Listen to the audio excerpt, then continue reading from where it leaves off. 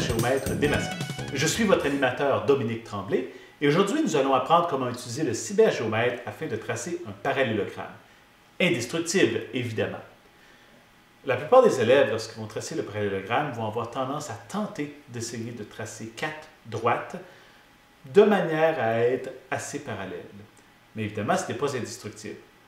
Pour rendre le parallélogramme indestructible, il est bien important d'utiliser la fonction droite parallèle du cybergéomètre.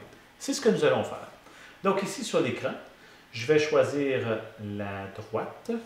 Je trace une première droite, ici comme ça.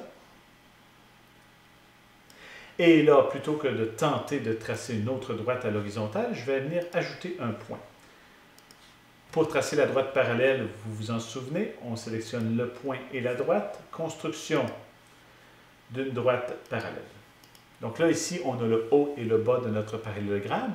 Il reste maintenant à faire les deux autres droites parce qu'on se souvient que par définition, un parallélogramme est formé de deux paires de parallélogrammes. Donc c'est bien important d'insister avec les élèves sur les propriétés de chacune des formes géométriques. Pour tracer la prochaine droite, là, ici, je peux tout simplement tracer la droite avec l'angle de mon choix.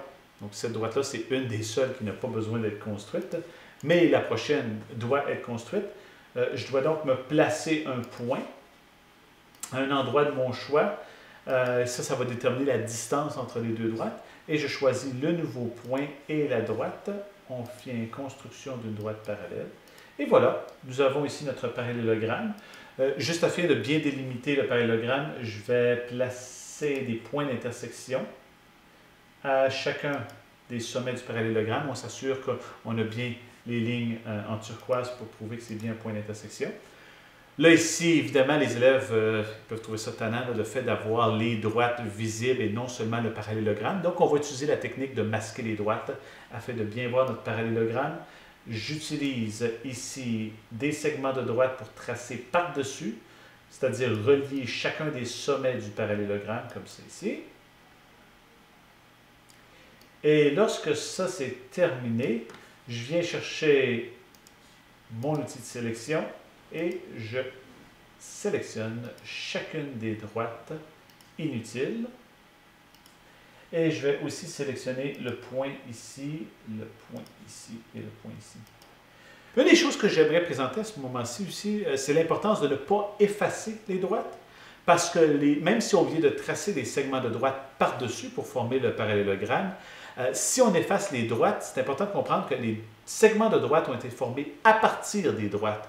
Donc, si j'efface les droites, les segments de droite vont disparaître aussi et on perd notre parallélogramme. Donc, l'option à utiliser, c'est bien masquer. C'est très différent d'effacer. Et voilà, ici on a un parallélogramme parfait, indestructible. Comme je vous ai dit, vous pouvez circuler dans la classe et jouer votre rôle de destructeur ou destructrice afin de vérifier si les élèves ont bien utilisé les propriétés géométriques pour construire leur figure. Et j'aimerais aussi ajouter que c'est bien important de voir la différence entre effacer et masquer les droites. Et je vous recommande de faire une démonstration à vos élèves où vous allez effacer les droites et ils vont voir l'effet que ça va avoir, un genre d'effet domino sur le reste de la figure.